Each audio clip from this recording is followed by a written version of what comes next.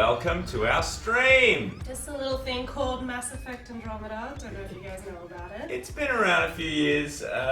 Franchise. Yeah, you might not. Maybe you're wearing clothing themed around it. I am. I am too, but you can't tell. But hey, look at all the people in the chat. So I can see a couple of people who are excited. Miss Den, who's hyperventilating and slashing hype everywhere. Hey, Skugowski. Hey, Go Shots. Hey, Miss Dem. So guys, welcome to the stream. Welcome also to the stream, our special guest, Fabrice Condominas, producer From of BioWare. Mass Effect Andromeda. Absolutely, yeah. Very exciting time. Well, thank you for having me, first of all. Yeah, our pleasure. I mean, it's exciting for us with this game coming out very shortly, but it must be exciting for you with something that you've worked on for 5 years to be almost done. Yeah, it's a lot of mixed feelings, right? Yeah. Obviously, we're excited because, as you mentioned, 5 years is a really long time, and people don't realize that we also want people to play it. So we also want you to actually get a grasp of the game, get your hands on it, play it, and enjoy it and spend all those hours. And then the other part of the feeling is, what do I do on March 21st when I wake up? Yeah. You probably listen to all the accolades because I know we've got like a bunch of people in the chat who are just hyped to listen to you talk and talk about this game that's about to come out. So yeah. But before we kick off, I just want to say thanks to our sponsor Alienware for Area 51 who are powering this stream. So thanks guys. What a crazy night it's going to be talking about Mass Effect Andromeda. Shall we kick into it? Yeah, definitely. Fabrice, Fabrice, you ready to talk for one of the... I've been ready for 5 years. So where shall we start? Oh, well, Fabrice, in your own words, in a couple of sentences, what is Andromeda about? So, if you love space, if you love building meaningful relationship, emotional bond with characters, and you love exploration and discovering new worlds, that's what Andromeda is about. I was just like ticking off as you talked about it. I was like, yes, I do like these things. This is excellent. Space, you say? Well, yeah, obviously we're a bunch of space nerds. Yeah. BioWare, and then specifically when you're working on a franchise like Mass Effect. So, and it's a franchise where, although we never wanted to be realistic, we wanted to be credible. So we built space in the more credible way on all the stories and also aliens and all that. But after the next part, as I mentioned, is building meaningful relationship, exploring the world, and having a strong story. That's significant. Well, when you build something like space, how do you make it feel as vast as it is, but also make it, accessible to travel with? The danger when you build games or worlds that huge is to be overwhelming, right? But you gauge that, as I mentioned. You got the story, so the story takes you step by step towards the adventure, and then you open the world little by little, and also you just give people choices. That's what those games are about, choices. So if you want to go deep right away, you can probably start getting lore and thousands of information and all that. At the very beginning of the game, in the introduction, when you start in the hub, you could spend just an hour talking to everybody before even getting into it if you want to. But that's also, so you gauge that, obviously, and then there's what the players want to do. And I mean, what is it like working on a franchise that has such a huge following, and in many ways you're sort of taking a new story from a world that has been so well established? Well, you mean no pressure? Yeah, I mean, sure, it must be a crazy time, eh? No, I mean, it's actually, it's great because you have such a strong legacy, and the legacy of quality, and the teams is mixed between people who worked on the trilogy, people who hasn't. It's a mix of both, but obviously you have that legacy, you got the universe is existent, it's high quality, so yes, there's a lot of expectations, but that, push you towards quality, and that you can do a lot of compromise around that, but also you get that raw material to work out that is just awesome. Yeah, I mean, it seems from the trailers that have been, people I'm sure have been seeing online about the game, that the scope of this game is pretty massive. It's a whole new galaxy for people to explore. You said it, 5 years in development. Yeah, 5 years. And I mean, that's almost in that time, Mass Effect 1 and 2 came out in 5 years, right? I mean, yeah, that's in the time they came out, but obviously to build Mass Effect 1, it was years before that. Yeah. But yeah, it is massive, and when you try to do high quality games, you can only do them if you're allowed to fail. And this is also why it takes that amount of time, because you try things, you're building new characters, new story, you're in a new galaxy, all that is new, and then you want to bring back stuff like we wanted, like exploration, the nomad, you have a vehicle in the game, all that, and you have to be able to fail, retry, refail, adjust, etc. And at the end, it takes 5 years. Yeah. Was it a plan for 5 years, or was that sort of you just one day like, oh, we've been in the same room for 5 years? We're doing video games, so you got a plan, and Yeah. then you never respect it, and you move on. But no, as I mentioned, the key part for us, and it's a huge luxury in our industry these days, is quality. And Yeah.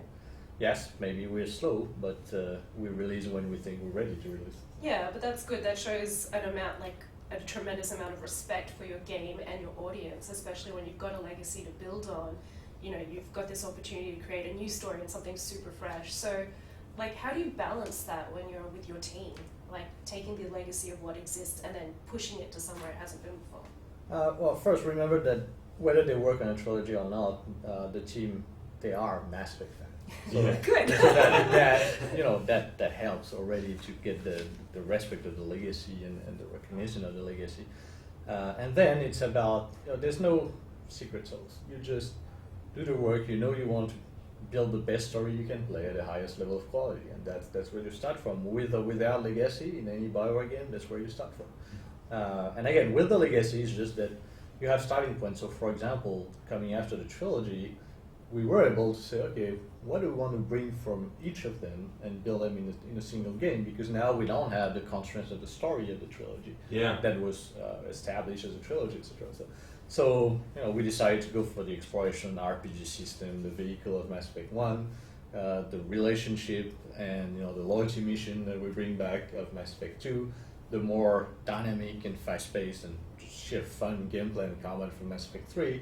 And then you try to bundle them and balance them into a single game, but that's an example of what we take from the legacy and just try to improve.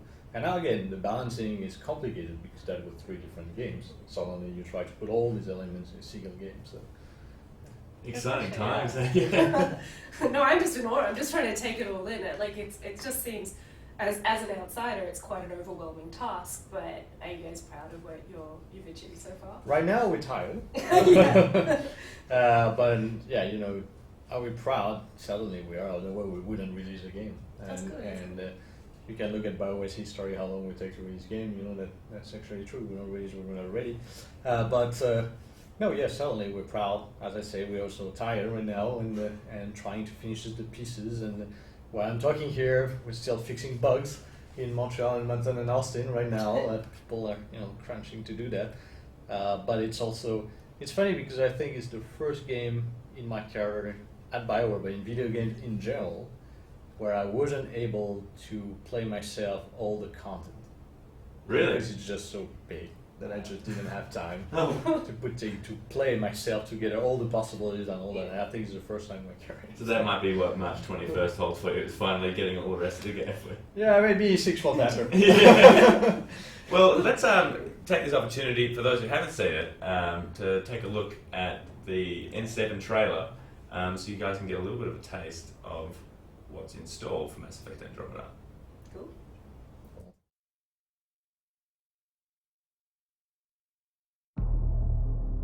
We slept for hundreds of years,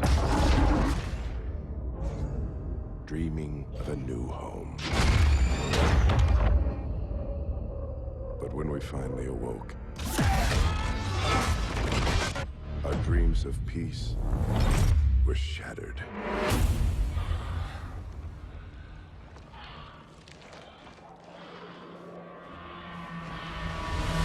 Welcome back.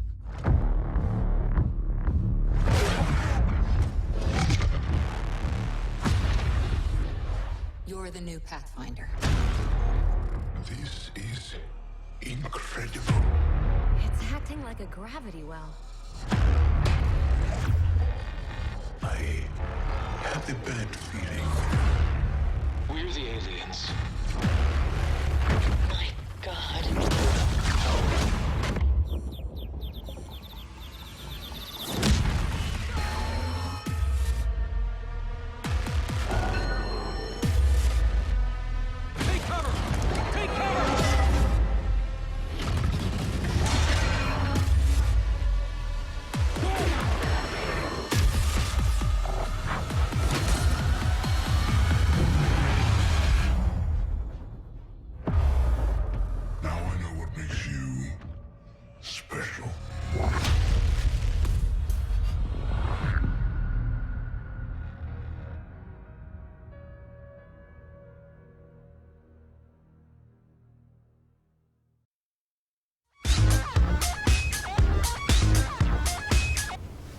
Well, hype could be an understatement, couldn't it? I suppose that it's pretty exciting stuff, really.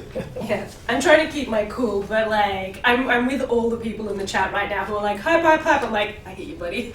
Totally on it. And Fabrice, you were saying that there are already just tiny little snippets from that trailer that people have started making comics and things online. And Oh yeah, and each time you show a new alien race, for example, even if you don't show it fully, each time you show a creature, each time you show that people picked up on that, you have guys that start to look every frame by frame thing to try to get hints and sometimes they're right, sometimes they're wrong. We watch that from our side. So. Yeah.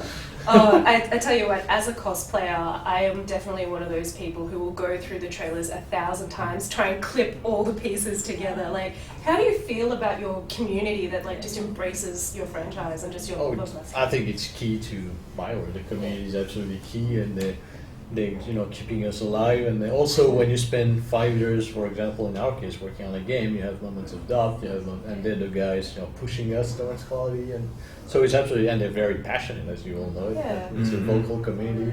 So no, they're pushing. It's great. It's for us. It's a gift to have those guys. And cosplay, we're releasing kits, character kits for Mass Effect Andromeda. I have to say, I love that. That makes me so happy because suddenly, like, the sleepless nights are like cut down, and it's like that's how it's supposed to look. So I appreciate it. Thank you. So it shows you how they're important to us. We actually decided to release kits for cosplayers because we've seen over the years all those characters built, and sometimes even also we see a cosplayer we're like, holy crap, how do you just do that? Yeah. I don't know myself. yeah, yeah. There's some I've seen some pretty incredible cosplay over the years from the Mass Effect series. Like we've got so many characters and races and aliens and all kinds of things. The inspiration is certainly there. Yeah, and it's amazing seeing these alien races, that don't really exist, and then just see them in the flesh. So, do you find that people are already starting to fall in love with the characters, even though they haven't quite met them yet? Of Andromeda? Yeah. Oh yes. Andromeda, yeah. Oh yes. We already have a lot of. It's funny because in the past months, we are releasing more and more info, but little by little, and each time we release a new character, we see the community going, "Oh, this is awesome," and they all love it. And then you just release a second character, and then it starts to balance. People are like, "Oh no, I read it," but then. And you see how the relationship starts even now with the characters. But no, it's actually great to have this feedback and we see the reaction.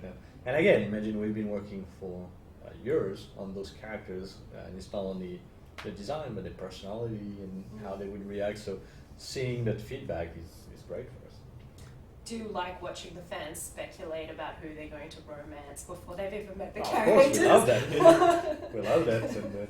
And we know when they don't know, all the guys that they don't know yet, they can romance, and all I know, it's great to see all the reaction and gambles and bets and. But on that note, one of the exciting things of the Mass Effect series has always been, like the incredible quality of voice actors that you guys have been able to get for the games, which really bring characters to life. In your sort of production role, do you ever build characters around a voice that you've already picked, or is it more that characters come and you find No, a voice? really. The way we work is we really build characters first.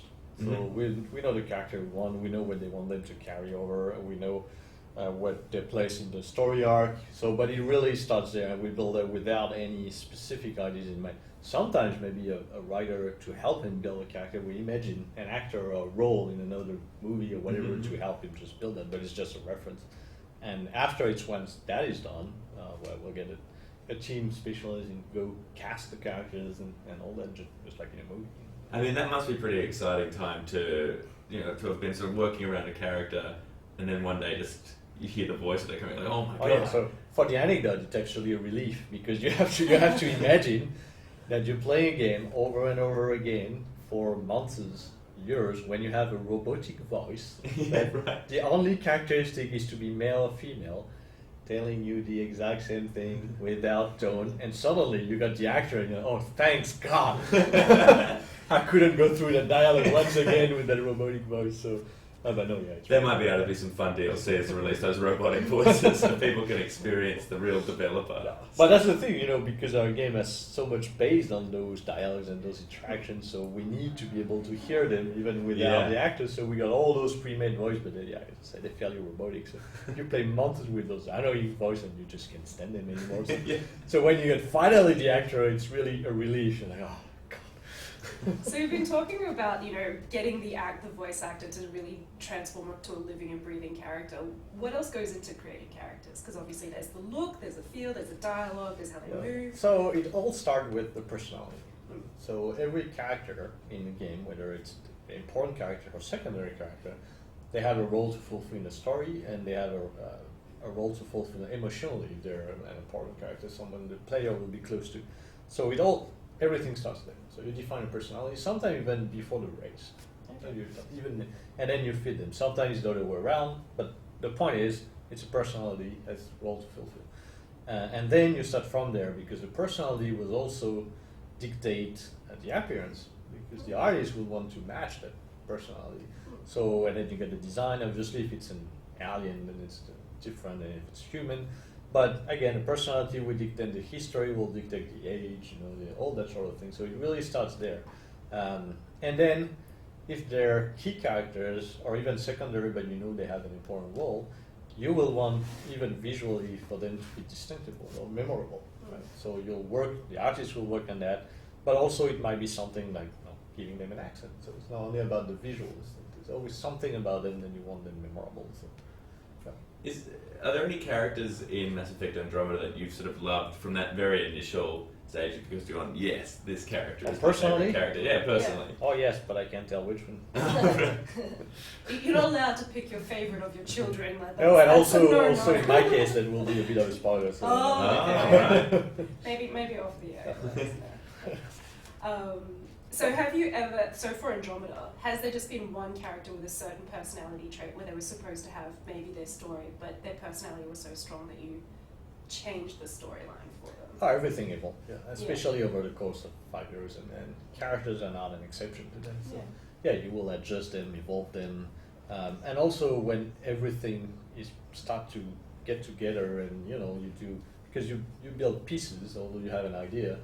But that theory, so when everything comes together, that's where you make the most adjustment. Not only on characters and story, but just even visual things and how the story unfolds and a number of things. So obviously they all have evolved over the years. Yeah, you hope so. Like from Inception to the trailer that we just saw. Oh yeah, I always tell the students in game design that if you actually build the games you design, there's a problem.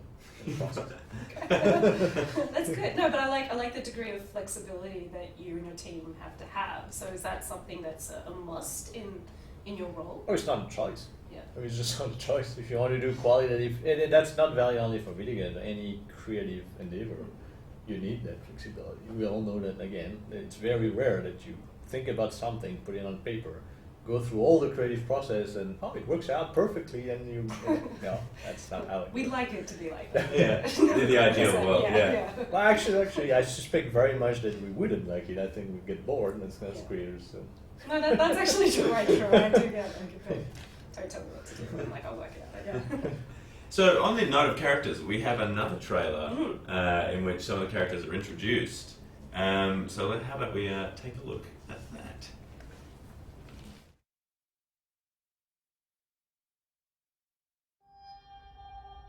Is that our golden world? That's Habitat 7. New Earth, if we're lucky. We're marooned. 20,000 souls adrift at sea. When the power runs out, and stays out, we need to know if that's safe harbor. Shuttle 2, taking your lead. Good luck, Pathfinder team. All stop, now! Oh my god. Get us out of here. They've got us pinned against the skirt. I am Arkham. Surrender or burn. Please, you're not really going out there on your own. We're explorers. Not an army. Sure, we've been outplayed. The Archon is a master of his game. We're about to change the rules. He's a human from another galaxy, a pathfinder. I don't need an army. I've got a Krogan. Go right, it'll be fun. This is exactly why we came. Cover's blown, run! They want to fight? We'll give it to them! You're breaking! Keep it up!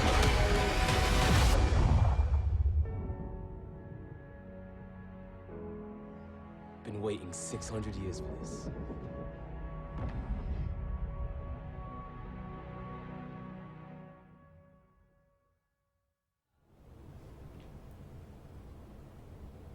Well, that is exciting, isn't it? Oh yeah, there's just a couple of new faces that have like glanced at screens. So. It is amazing to see just how far technology comes between games, isn't it? I mean, you can compare it to Mass Effect 3. It's really chalk and cheese in so many ways. Like the fluidity of the graphics and just the vibrancy of the whole thing is amazing.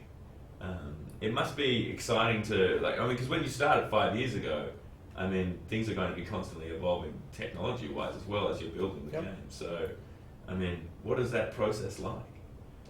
It's not really a question we ask ourselves. We move with the technology. In the case of this game specifically, we change engine. We move to Frostbite.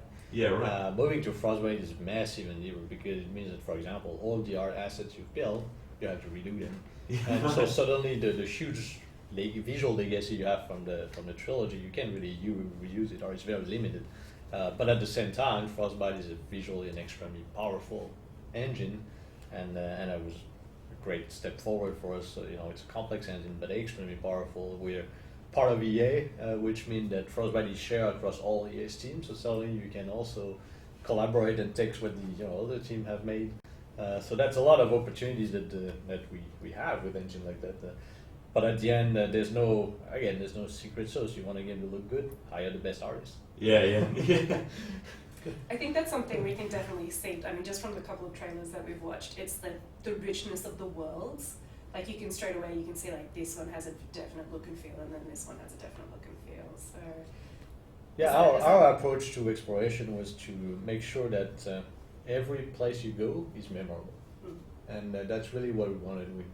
We didn't want to have generic places where people kind of come and forget, Again, we are about memorable moments, and that's valid for the space you're in and then the environment you're in. And it was important that when you land on a planet, you'll remember them, and I can talk to you, tell you one word, and you'll know exactly what I'm talking about, which planet I'm talking about. Yeah.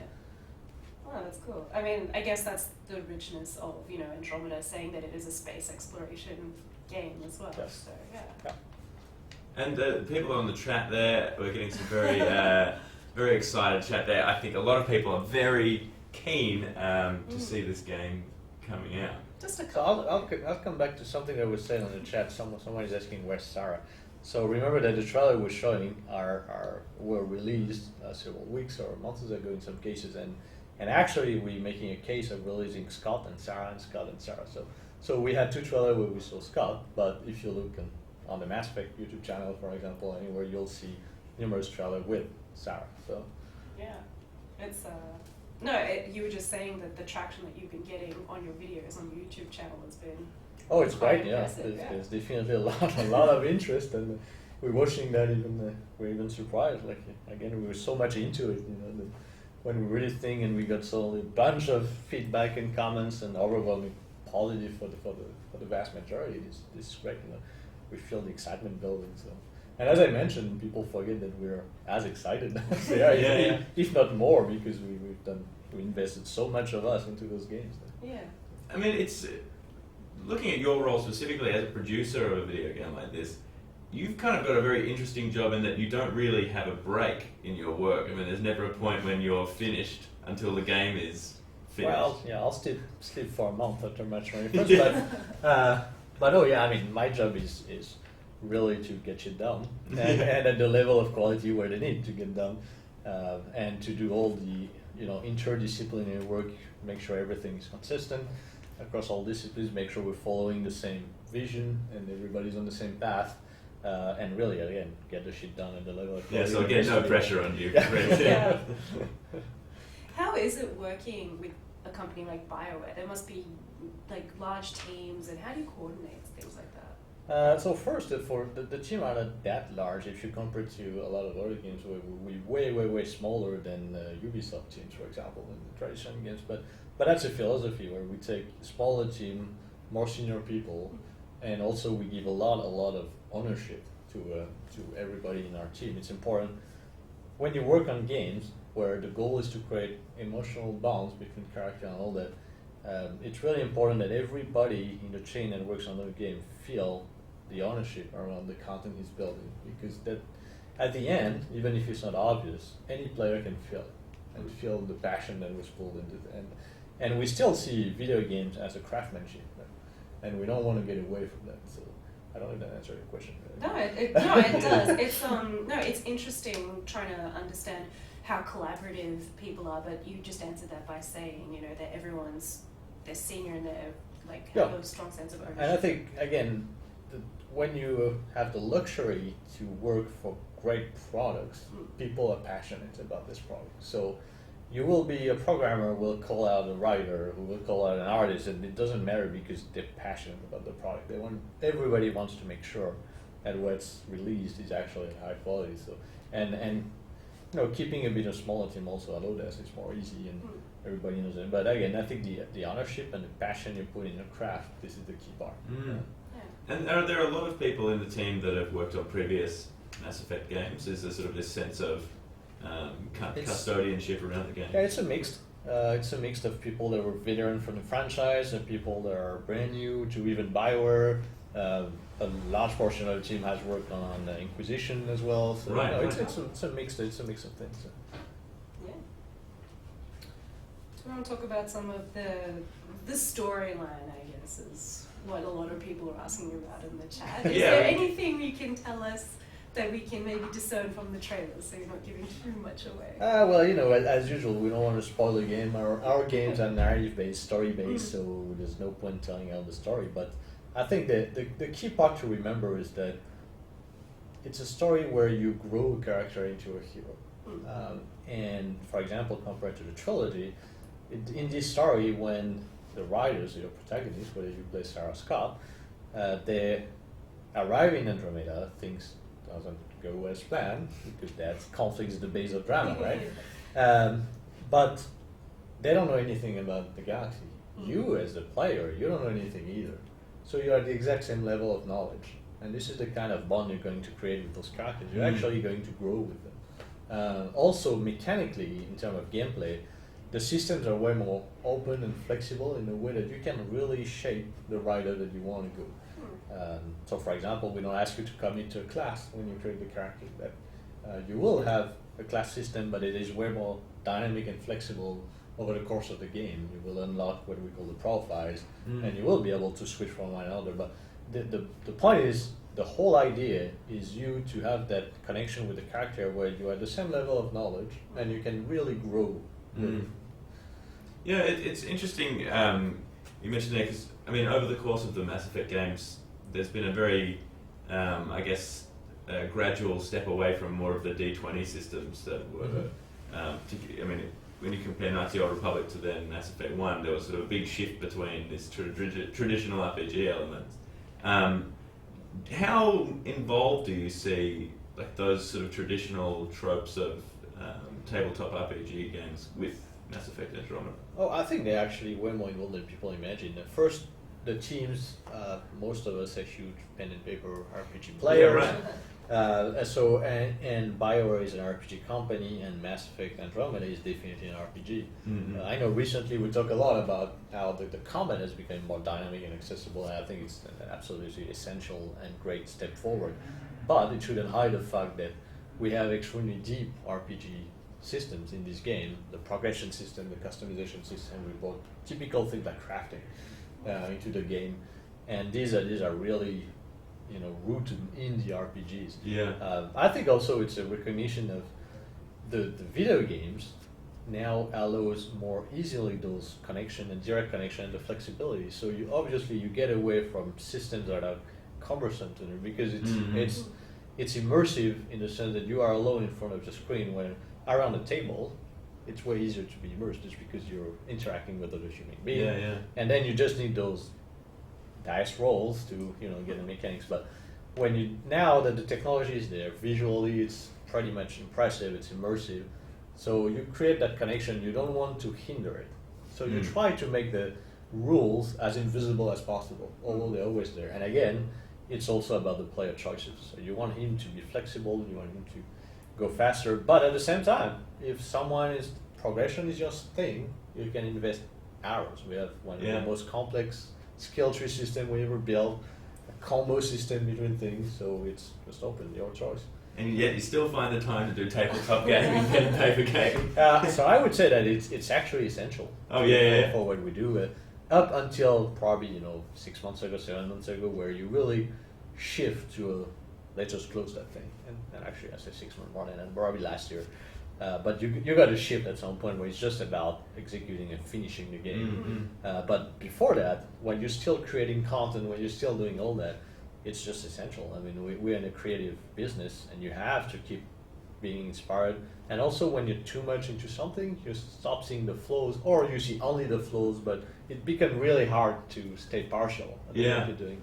So would you say that tabletop gaming is or pen and paper role playing is kind of a very essential element of the BioWare company and as the social I think aspect? it's in the DNA of the company. It started like that, and I think it's definitely in the DNA, and you feel it in the interaction. Yeah, totally. I think creating bonds, emotional bonds with characters, the way we do it, or the diversity of choices and the impact they have in those games. If you haven't played pen and paper RPG, probably you wouldn't even think about it. And when you have, it's totally crazy to try to port that into video games. Suddenly you have thousands of line and dialogue more, but we're crazy people. Yeah, I think that's the thing that you were saying with Andromeda. It's that you can be so, part of the immersion is actually choosing your own story and how you want to experience that story. So is that, obviously that's through the character and the dialogue, but is that also through the gameplay at all? Yes, so you can shape, again, the personality you choose for your character or your rider, you can shape it through the gameplay system. That's why I mentioned that they were more flexible and open. Because you will make mechanical choices all along the way. It's not only with the skills, for example. You choose the skills that you will invest in. So already, you define a number of things. And this time, because you're not committing to a class at the beginning of the game, all the skills are available to you at the beginning. And then the more you go towards one direction, obviously the more you specialize. But you can also decide to remain totally open and vast. But obviously you also have gameplay choices that have consequences in the story. So it's both. This actually ties into a good question that we got from the chat from Ghost Shorts, which is there a co-op campaign? Not a campaign. There is a multiplayer aspect of the game, and it's a cooperative 4-player games, objective based with a wave system. So very much like Mass Effect 3. And we tried this time also to inject a bit more narrative in that, but I can't talk too much about it now. Okay, no worries. Well, there you go Shorts. So should we have a look at? We do have a gameplay trailer, I believe. Yeah, we do. Before we get into talking about the actual gameplay itself, should we have a look at that? Taste, Yeah, a little sweet, some of that.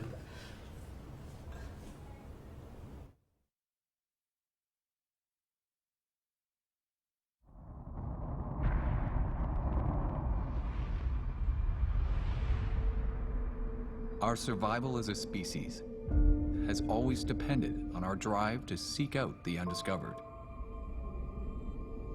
push beyond our limits, and expand the boundaries of our known world.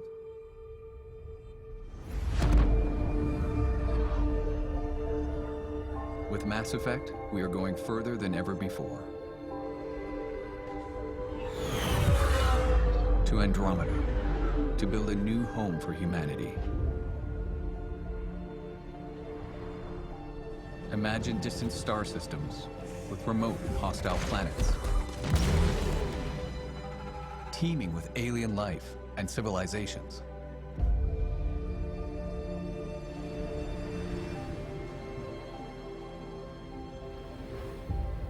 Worlds where adventure danger, and the unknown are waiting to be discovered.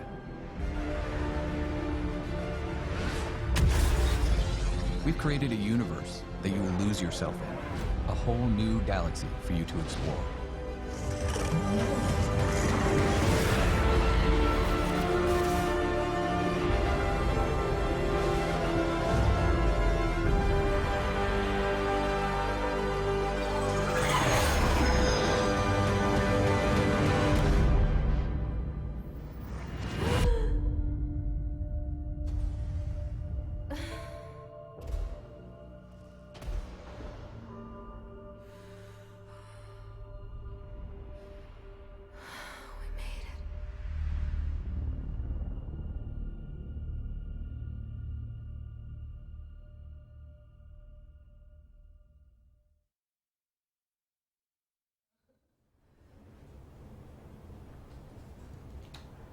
Welcome back, guys. Antiquita?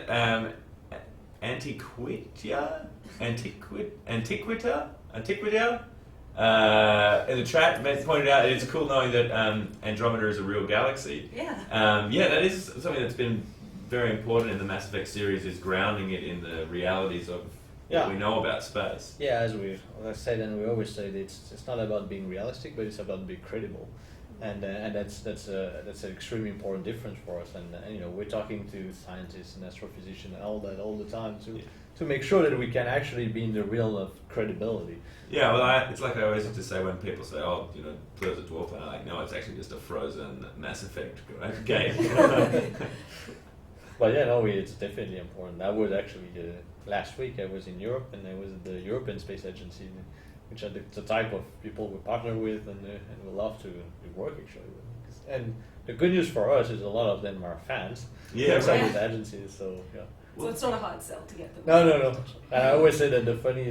So I showed them a bit of the game last week, just to the guys who work at the European Space Agency and who help us over the years. And at some point, the writer is doing something with the Omni tool. I won't spoil it there, but using the Omni tool and doing something. And one guy in the room said, "Oh, I'm working on that." And it took me several seconds to realize that he wasn't joking at all. He was actually working on that. Yeah. He's like, "No, here, look at my research." I remember there were being a lot of two-way stuff as well. I remember the European Space Agency, or I think it was the European Space Agency, started looking at designing spacesuits based on what they had seen in Mass Effect. Oh yeah, they keep telling us that it goes both ways in the sense that it's also a source of inspiration to them, because sometimes they don't even think about an idea because it's crazy, and someone fictionally will do it, and they will say, "Oh, hang on, isn't that crazy?" Yeah. And they will start, or as you mentioned, design also. That some of them they told us, it's not because we have to be functional that we need to be ugly. Yeah. So they're looking, and that's great. I mean, it's the kind of partnership is awesome. And again, we're all space nerds, so it's very exciting for us to go. For example, the European Space Agency, they opened the facilities to us. So suddenly we're able to see, what it actually looks like to be in a Soyuz, and to spend 2 days on something big as that couch with 2 other people trying to land the thing, and if you miss your stuff, everybody's dead. Exactly. Yeah. But it was great to see that, and they show us a bit how they actually train the astronauts, for example. So what does it mean when in our game we send people to space? What actually they went through? For Andromeda specifically, we talked to people who were in the March 500 experiment. So people went in isolation for 500 days, but we are able to talk to those guys. And obviously, it informs how we shape our characters and the dialogue and the reaction that helps the credibility, as I mentioned. Again, we don't want to be realist. We have alien race and all that, but we want to be credible. It's like that real driving point of that early 70s science fiction. It's so grounded within the... Which we always loved, as you know, or even Star Trek. There was a lot of work around that in Star Trek, all the anthropological aspect, linguistics and all that stuff. No, I'm sorry, my head is just reeling with the fact that, your tech in the game that we're going to see is being created in reality. Yeah, a specific instance of it, Yeah, and it's just, to think that, you're on the right path, it's got to be a great feeling when you're like, you have something here. Well, for us it's easy because it's about common sense. So we say, okay, in that specific situation, again, I don't want to spoil it. No. In that specific situation, if you need to survive, that's what you would do. So Yeah. because with fiction, we just do it. Yeah. But now realize that there are guys that are like, okay, that situation could happen, and the guy will actually lose his life. We need to fix that. Yeah, wow. I mean, talking about inspiration, I mean, you guys are the team in BioWare are obviously big gamers and big fans of the industry outside of their own games. I mean, what are some of the games that have excited you in the last few years? So first, you have to know that roughly a year before we ship, personally, that we don't all do that, but I shut down. So I don't play any more games For a whole year? Well, maybe not a year, 7 months, something like that. And you try to really be blocked from external influence. So stop playing. But yeah, before that, I mean, we play all sorts of games, so from The Witcher, obviously, because the RPG or RPG fine, I think the game was great. Yeah. And to, Destiny, Overwatch more recently. And now being excited, I think I'm actually fairly excited about Horizon. Yeah, right. I think it looks like a great game. I had the opportunity to see some previews in some of the events we made in the guys of Horizon with it. So everything I saw so far excited me. So that's one other thing I'll do once we ship that thing. Get to play some more I'll games. play that, but it's not only about games, and that's the important thing. So for example, our team goes to museums, for example. You need to watch outside of games in movies, and recently, if you look at popular culture in general, you'll see that there is a regain of interest in space actually over the past, I would say, couple of years, which is good for us. But it's also a lot of inspiration that actually comes there. And then you also look at things that have nothing to do. So for example, you read books from anthropology, because we are about creating contact with alien races. So how do you deal with that? And how do you learn a language? Because obviously you don't know the language and all those sort of things. All those steps. Actually, there's something that you just said, and I was like, we should see if there's a spike in interest in space, and like space program funding goes up after Andromeda drops, because it is something that gets people excited about space and traveling and what's possible, So. Yeah, and it's also so, the real life space project thing is they take 30 years to between the moment they think about it and the moment they realize it. What's fascinating for us who create fiction is if you talk to the people who did, for example, the Rosetta team, the guys in the mid-80s, when they said, we're going to land something on a comet, they didn't know how to land anything on a comet. They didn't exactly know what a comet was made. They didn't know that a comet was moving at a specific pace. They didn't, etc. So basically, it was totally nuts. There was zero reason why that would work, and still, some guys have the resilience to fight for it and ask for billions in money, and at the end they did it, and we're probably going to learn a lot about it. But that's fascinating. No, as I said, it's amazing. And we got 2 movies before then, so that probably helped a little bit. So some of the changes that, just in terms of the systems within the games, we talked about the class system changing before. There's also some really interesting just physical gameplay things, like you've got now the ability to sort of jetpack around, and the combat seems to be a little bit more frenetic. Absolutely, fast-paced, yeah. We use Mass Effect 3 multiplayer as a base to expand, but what we learned about around the success of Mass Effect 3 multiplayer is that actually it's important to have visual, fun combat, and we really wanted to bring that into the main game. And of course it comes with its own challenges, because we're a cover-based shooter, right? So usually cover-based, I stop and go. When suddenly you say, oh, you can jump, which means that your enemies can jump, squad can jump, the entire way to deal with the cover layout is radically changed. And you add a dimension, the verticality. But also you had speed, you had flexibility, you had all that. So we designed, from there, we expanded and designed the entire combat to be way more dynamic, fast-paced, and change a bit the way the tactical aspect of it was. Because if you're still interested in the deep tactical aspect, now it's more based on the anticipation. So what you do before the combat, how you merge that, and the combo, all the combination you can do inside the combat. And there are also, I think, richer than you were event, and all that sort of things. But yeah, it's definitely a challenge, because it changes. I think the roots of it are still there. Your squad is still there. You're with 3 people, and but yeah, I think we wanted that idea of, I just want to have fun during combat. I think That's right. fun definitely came across because the first time I saw the combat video, I think I actually was like, whoa! And then I was like going like this at my screen, you know, just in anticipation. I was like, I can't wait to like get him, guys, Yeah. and throw him around. Oh, Holding people and then throwing them later. I was just like, this is gonna be so good. Well, even internally, you know, the first time whether on that game or on Mass Effect 3 when we on the multiplayer we introduced jump, the first time you do a jump charge, just the sheer satisfaction to get out, or a jump Nova, that's huge. So they're just happy. They're satisfied. Yeah, I mean, it's like the right word for that because you're committing tremendous acts of murder, but you're like, this is great, I love this. Someone's asking just on the note of multiplayer if we might expect a higher difficulty than Platinum. That's a question there from Phenofraxis. If there'll be a sort of equivalent or higher. Yeah, so we learned from Mass Effect 3, then the highest level of difficulty our dear players can actually go through it. So yeah, we'll leverage the difficulty based on how fast people get through it. Actually. Yeah, there you go. There you go. Well, while we're talking about weapons and skills, shall we have a look at the weapons and skills video that we have available? I want to see it again. Yeah, well, let's have a look at that. Let's see some people getting thrown in action.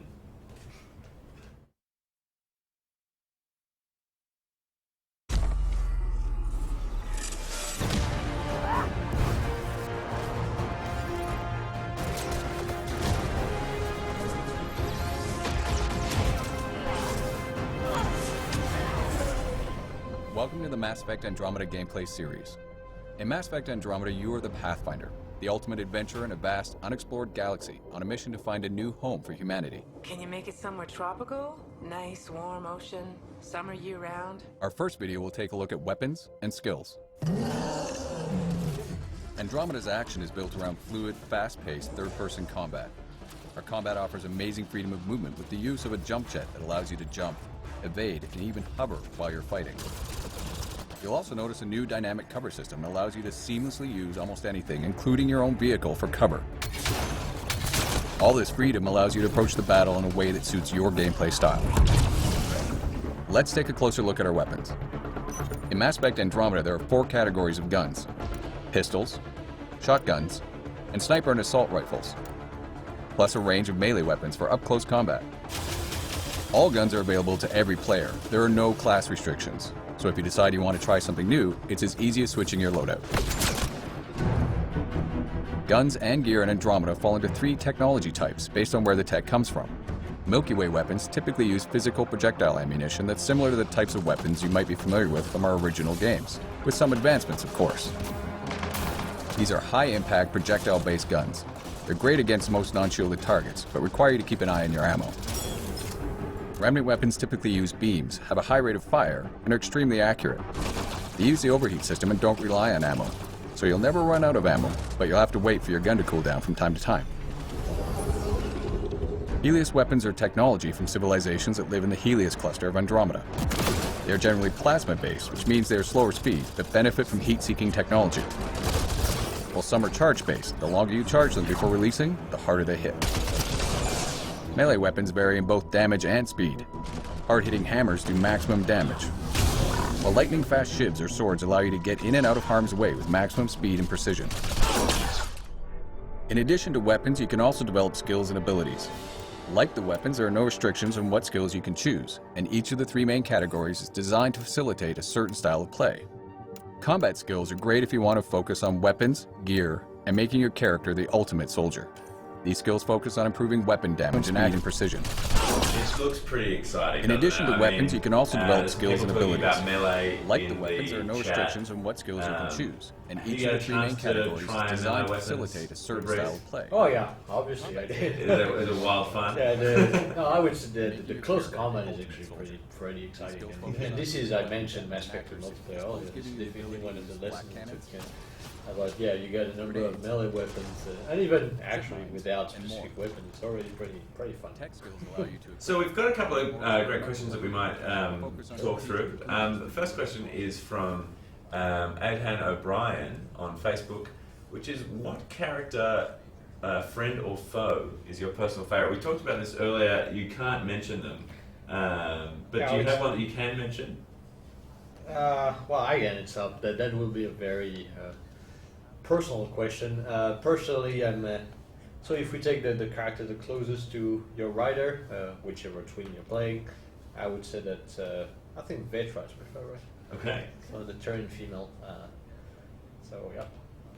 I feel terrible making you pick between your children. It just seems like Well, yeah, it feels a bit like that. A good question from Tough Going. We've talked about a little bit about how Mass Effect 3's multiplayer has influenced the game. Do you think of the and Mass Effect 2, the character loyalty missions affected the game? Would you say any one of the Mass Effect games influenced you particularly? Was there one that stands out as an influence? Oh, you mean me personally? Yeah. But probably the one, because it was the first one, and it was the discovery of a franchise that we didn't know at the time as players that would become such an important franchise. But there was definitely something new and unique. As I mentioned, I always loved space myself, and I think they had that thing where humanity. So the role of humanity has always been in the center of the Mass Effect franchise and theme. And when Mass Effect started, not only was it about the deep story, but it was also the fact that humans were not dominant, nor they were victims. They were kind of in between. They were kind of that secondary race that nobody really cares about, Yeah. and they have to figure out their place. And I find just that stand was really interesting. Yeah. Yeah. And when we designed Andromeda, that's also something that went back, saying that it's also about the place of humanity. And one theme that was important to us is going to Andromeda. You're the alien. Yeah. And that was something we really wanted to focus on, saying, "Oh, you're the intruder. You're the alien." Where usually it's the reverse, right? Yeah. Yeah. Yeah, no, that's a really, I like that spin on a traditional trope, really, where it's like, humans are the center of the earth. Not at all. Yeah. And a lot of people ask us, but is it, kind of an analogy of colonization or Wild Wild West? That's definitely not, because the main difference is that when you reach that galaxy, you're not dominant. The guys that are already there, they actually as or more powerful than you have. They're as or more advanced technologically than you are. So you really have, and you can't go back where you come from. So you have to find your place, and you have to convince those guys that you need to stay there, etc. So, but again, that was an important narrative setting for us. Yeah. You're the alien. I mean, that touches on another question there from Kallianis, which is, do you have to play the first 2 games to get enjoyment out of 3 and Andromeda? So they're wanting to play Mass Effect 3 and then play Andromeda. Yeah, no. Probably if you play Mass Effect 3, it's better to have played 1 and 2, just because it's the end of the continuous story. For Andromeda, you don't need to have played the trilogy at all. That's a fresh start, brand new story. So. Will there be elements there for people who have played the first 3 games, obviously, that will tie in? There will be elements, there will be hints, but it wouldn't change the experience if you have or if you haven't. So, for example, if you start playing the game was a trailer, you see that one of the characters has an incident armor. Obviously, if you play the trilogy and you know what that means, that maybe you'll catch faster than someone who hasn't, but there's zero disadvantage. Again, it doesn't change anything to the experience. We have another question there from Jimmy D the Second. Is there going to be really unique ways that you feel the changes in the world based on the decisions you make? This is a tricky question because it's Borderlands spoiler, Yeah. So I would say that BioWare games, Mass Effect in particular, are about choices and consequence, and that hasn't changed. So the choices you make in the game define the journey you go through. So there you go, Jimmy D the Second. Maybe. No, yes. Yes. We have another one there from Phenopraxis. What was it like working with the Need for Speed team? That's a well-informed question. When we designed the Nomad, so the vehicle, and it's true that being in EA, we can share resources and knowledge. We actually sent a build to the Need for Speed team and Curated and task them. So what are your advice and all that? So it was awesome. I mean, when you have people who's they specialize in making vehicles and the feeling, the look and feel of the vehicle and all that, and we're not. So we were trying to do our best on making the vehicle. Obviously, they might find it slow for Need for Speed guys, but that wasn't the same purpose. But no, it was great because they gave us very specific advice and specific things to tweak and how to do them. And again, that's the advantage of also sharing the same engine. They could tell us, no, you go specifically there, and that's the parameter you tweak. So it was absolutely awesome. Yeah. I mean, was it a worrying thing when you initially unveiled that you were bringing back a thing similar to the Mako? Because I know that was one thing that people had an issue with in the first game. Well, based on the amount of YouTube videos that exist on the Mako. But you know, it's funny because, the Mako was clumsy in the first games and very good at flipping. And very good at flipping and all that sort of things and an impossible angle. So yes, it was a concern that people might have, bad memories for it, but very soon, because we knew fairly soon that we wanted to bring the vehicle, because as soon as you decided to exploration, you need tools so people have. So we did very small, comedy focus tests, for example, and all that, talking to fans, veterans, and we realized actually very quickly that they had a real attachment to the Mako. Although it was clumsy and has its default and it wasn't handling that great, they all have fond memories of exploring the planets with the Mako, so they associate that with it.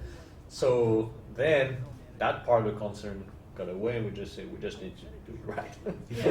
So it's like the experience was always valued. So just absolutely, tweaking it and having that resource of the Need for Speed guys. Just and people, really, actually, we were surprised by the level of attachment they had to the vehicle, and we saw the reaction when we started showing it publicly, and people realized, oh, actually, we got a vehicle. It was overwhelmingly positive. So. Yeah. We have another question there. This is on the idea of customization. This is from Alpha White Wolf. Can we customize the Tempest or our Pathfinder's rune? Definitely your quarter, that's the tradition, so you will be able to customize it. And no, I won't answer the question if there's a space hamster or fish tank. That you'll have. That's too much spoiler. You have to play the game. Just if there is a space hamster, give me absolutely no sign. Well, there you have it, guys. So I think that's all the questions we have. But keep coming in on the chat because we're very happy to talk about them. We have another one that's creeped in. So yes. Chaos Gone Rogue has asked, can you describe Alec Ryder in one word? Wow, this is a very, very difficult one. Pathfinder. Done. Touche, Fabrice. Nailed it. Getting closer to the date, other than, the obvious excitement of being done, what are you most looking forward to having this game out in the world? Or getting the feedback, and then, hearing about what the journey of the various players will be, how different it will be, and being surprised, because by experience I work in several games now in my careers, and I can tell you that the real reward is when people experience something you didn't even plan for. You didn't even know it was possible to enjoy in that specific way, so that's what I'm looking for. And hearing all the personal stories that people would generate from them. That's the greatest of all. I think that's always the thing I love about the Mass Effect franchise, and what I can't wait for Andromeda, it's that everyone's experience is completely different. When I talk to my friends, you'll just see them having a complete breakdown over a specific scene or something, and I just, Yeah, and I love watching the debate, especially around character. Oh, this guy is a dick. Oh no, he's awesome. What are you talking about? It's like, it's all how you interact, man. It's cool. Well, I don't know what choices you made, but it's about the experience. That's the best watching. It's actually way more rewarding to see people talking about the experience than people just telling you, oh, yeah, it's a good game. It's just seeing that, sharing those experiences. Because we want. I guess the question that I have, and you don't have to answer this, Fabrice, but can we expect that maybe Andromeda will be the beginnings of a new trilogy? Is this something that is a possibility, or? I will never go towards trilogy. I think we open in new stories. At this point, we honestly don't know yet.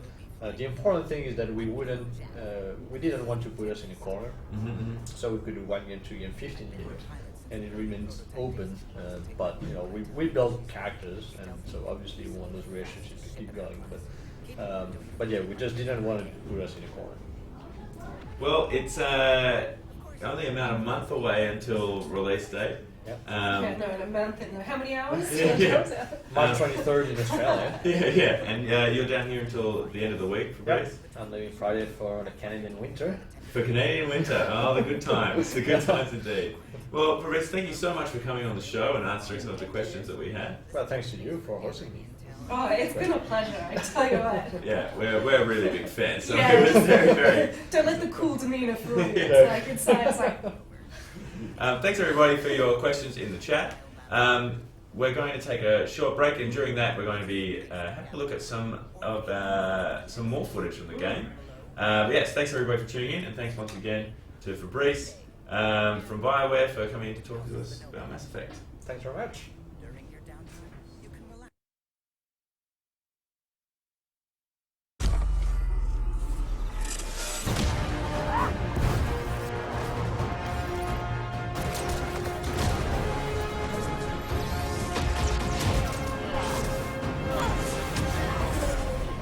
Welcome to the Mass Effect Andromeda gameplay series.